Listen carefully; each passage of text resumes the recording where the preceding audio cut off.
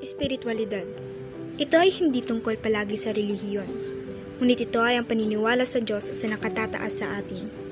Ito ang nag-uugnay sa atin, ang nag-uudyok na gawing posible ang mga imposible. Minsan, dito nanggagaling ang kapayapaan, katatagan, kalakasan ng loob at pag-asa. Ito ay nagbibigay inspirasyon upang tayo ay magpatuloy at mabuhay, na kahit anong pagsubok man ang dumating sa atin, ay meron tayong paghuhugutan ng kalakasan. Ito ay hindi nakatuon kung paano tayo manampalataya, pero kung paano tayo maniwala. Ano po ang pagkaintindi niyo sa salitang spirituality?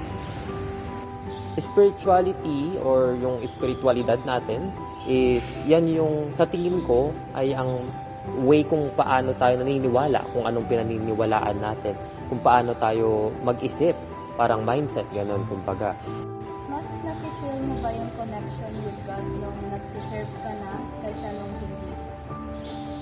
Actually, oo. Kasi nung hindi pa ako nagsiserve, wala pa akong alam sa mga ganito. Nagsisimba lang ako pero hindi ko nalalaman kung ano talaga yung purpose nun. Ano yung talagang meaning kung bakit ako nagsisimba, bakit ako pumupunta kada linggo, ganun. Pero ngayon, since server na ako or altar server na ako, mas naiintindihan ko na yung purpose kung bakit nagkakaroon ng misa, kung bakit kailangan magdasal, kung bakit kailangan ng mga altar servers sa misa. Ganun. Kaya feeling ko, at sa totoo lang, mas naging malakas yung connection ko kay God nung nag-join ako sa ministry namin. Kasi nagagawa ko ng maglingkod, nalalaman ko na yung mga dapat kong malaman, and wala na akong doubt na hindi totoo yung ganito or hindi ako naniniwala sa ganito. Meron na akong firm na vision or meron na akong firm na decision about sa paglilingkod ko or sa servisyo ko. Hey ate, as a busy student, paano kayo nakakahanap ng oras para patatagin ang pananampalataya niyo? As a grade 11 STEM student, I have other life naman aside from school. So, given na yung magkakaroon tayo ng problems, personal problems, or even social problems. So, ako, based sa religion namin, Islam, we are required, mandatory, na we have to pray 5 times a day, straight.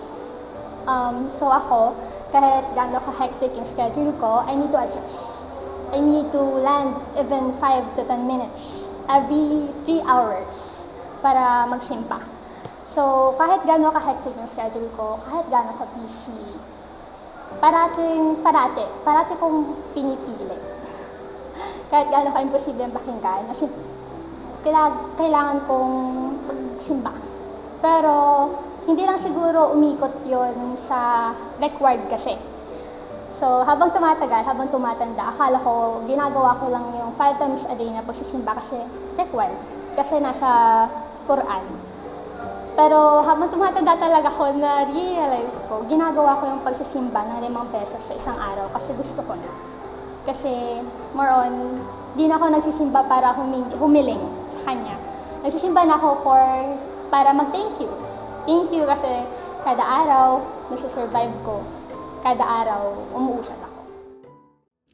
May isang bagay na ating taglay, isang bagay na kayang gumabay. Sa pagkakaroon nito ay mas malalaman natin ang halaga kung bakit tayo naririto. Ito ang nagpapalakas sa atin, kung tayo man ay manghina o walang-wala na. Kaya't masasabing ang spiritualidad ng bawat isa ay mahalaga, sapagkat dito nagsisimula ang pagmamahalan, pagtutulungan at pagkakaisa.